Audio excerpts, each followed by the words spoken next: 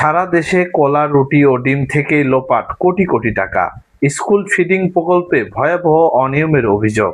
প্রতিদিন লাখ লাখ কোমলমতি শিশুর জন্য সরকারি অর্থে দেওয়া হচ্ছে কলা, রুটি, ডিম ও দুধ, কিন্তু এই খাবার নিয়েই উঠেছে ভয়াবহ অনিয়মের অভিযোগ।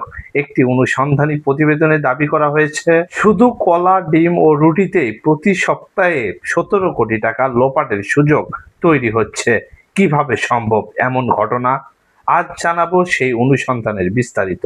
2025 সালের 17 নভেম্বর থেকে দেশের প্রায় 150টি উপজেলায় সরকারি প্রাথমিক বিদ্যালয় স্কুল ফিডিং কর্মসূচি চালু হয়।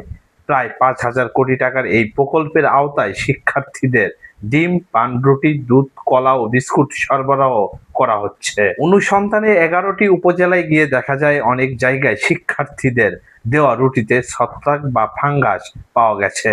কোথাও রুটি থেকে দুর্গন্ধ বের হয়েছে, আবার কোথাও শিশুদের অভিযোগ ছিল খাবার খেয়ে তারা অসুস্থ হয়ে পড়েছে।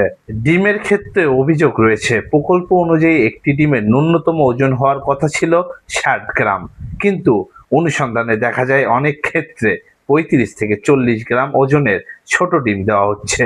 বাজারে এসব ডিমের দাম তুলনামূলক কম। এই ওজন ও দামের পার্থক্য থেকেই বিপুল অঙ্কের অর্থ আত্মসাতের সুযোগ তৈরি হচ্ছে বলে প্রতিবেদনে দাবি করা হয়েছে।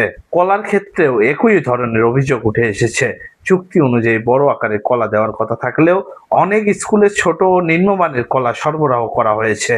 বাজার দর ও প্রকল্প নির্ধারিত দামের মধ্যে বড় পার্থক্য রয়েছে বলেও অনুসন্ধানে উল্লেখ করা হয়। প্রতিবেদনের হিসাব অনুযায়ী শুধু কলা, ডিম ও বানরুটির মূল্য ও মানের এই অনিয়ম থেকেই প্রতি সপ্তাহে প্রায় 17 কোটি টাকা লোপাটের সুযোগ তৈরি হচ্ছে।